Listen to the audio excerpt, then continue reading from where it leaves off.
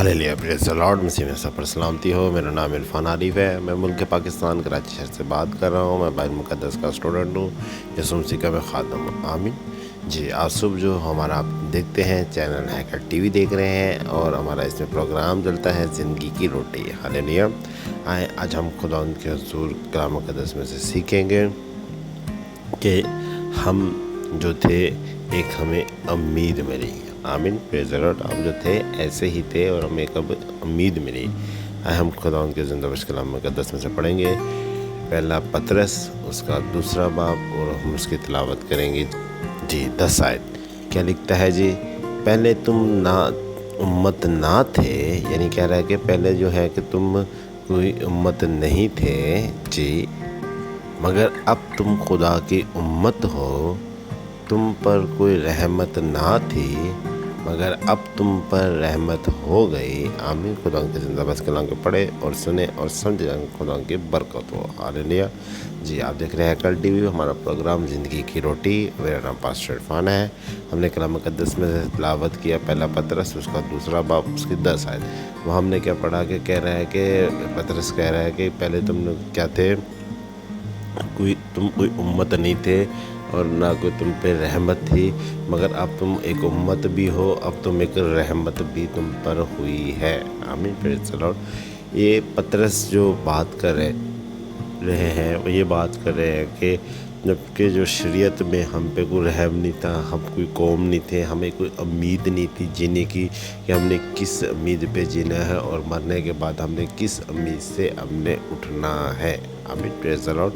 तो कहने का मकसद है, बात करने का मकसद है पतरस का कि अपने ख़त में ये कहने का मकसद है कि हमें ये सब चीज़ें किसके वसीला से मिली। हमें ये सब चीज़ें, हमें ये सब बातें, हमें सब ये इज़्ज़त यीशु मसीह के वसीला से मिली। हालेलुया। क्यों मिली? इस वजह से मिली क्योंकि यीशु मसीह मसलूब हुआ, हमारे गुनाहों का कफ़ारा दिया और हमारे लिए निजात का बाइस ठहरा। आमीन प्रेज़ द लॉर्ड। तो कहने का मकसद है, बात करने का मतलब ये है मेरे अजीज़, मेरे भाई, मेरी बहन, मेरे दोस्तों, कि खुदावन ने क्या कि हमें एक उम्मीद बख्शी। क्या कह रहे हैं कि पहले तुम खुदा की ना उम्मीद थी और ना तुम्हारे खुदा की तरफ से तुम पे कोई रहम भी नहीं हुआ था। यानी कि खुदा इस कदर शरीयत में अगर देखा जाए कि खुदा इस कदर खुदा इंसान से यानी कि कहने के नाराज़ था, जिसकी वजह से वो ना रहम करता था, ना उसे अपनी कौम बनाता था, ना उसे अपनी उम्मत बनाता था। आमीन प्रेज़ द लॉर्ड। तो कहने का मकसद है ये सब हुआ किसके वसीला से? ये यीशु मसीह के वसीला से हो। हालेलुया।